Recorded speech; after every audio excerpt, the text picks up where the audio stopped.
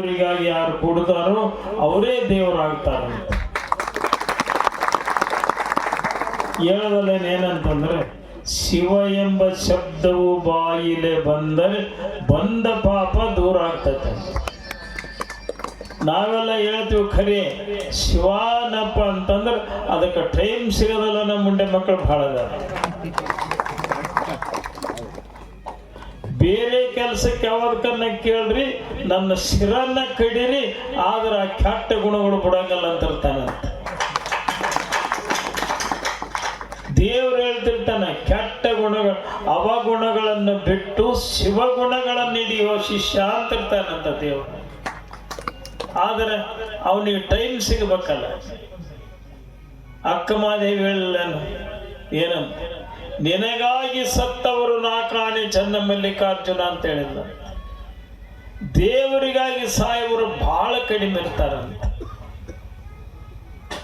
ಹೇಮರೆಡ್ಡಿ ಮಲ್ಲಮ್ಮ ಇದ್ಲು. ಹೇಮರೆಡ್ಡಿ ಮಲ್ಲಮ್ಮ ಏನು ಮಾಡ್ತಿದ್ಲು, ತನ್ನ ಡ್ಯೂಟಿ ಮಾಡ್ತಾ ಇದ್ಲಂತ, ಗೋಸೇವಾ.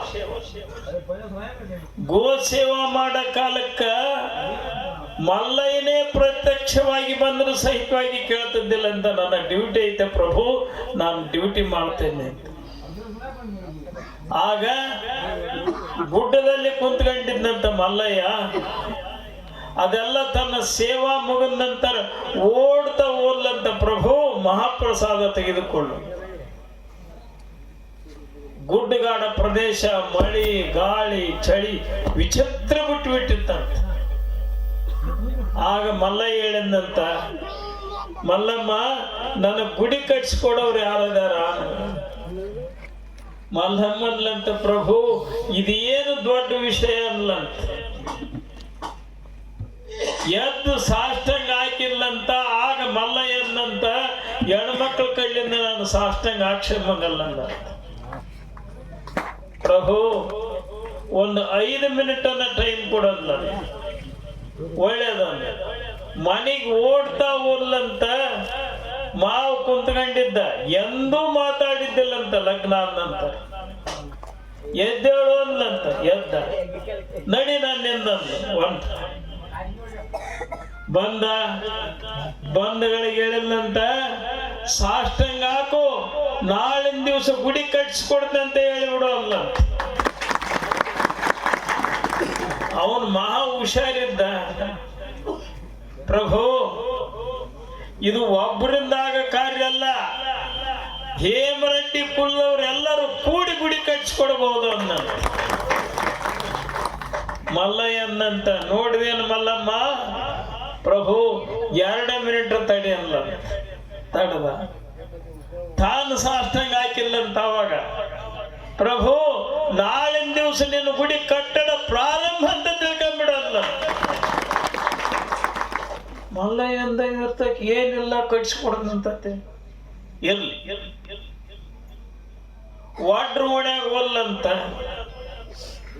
ವಾಡ್ರು ಓಣ್ಯಾಗ ಹೋಗಿ ಹೇಳಿಲ್ಲಂತ, ಗೌಡ 100 ಕೊಟ್ರೆ 200, ಸಾವುಕಾರ 400 ಕೊಟ್ರೆ 800, 1000 ಕೊಟ್ರೆ ನಂದು 2000 ಐತ್ ನೋಡಂತ ಹೇಳ್ಬಿಟ್ಟು.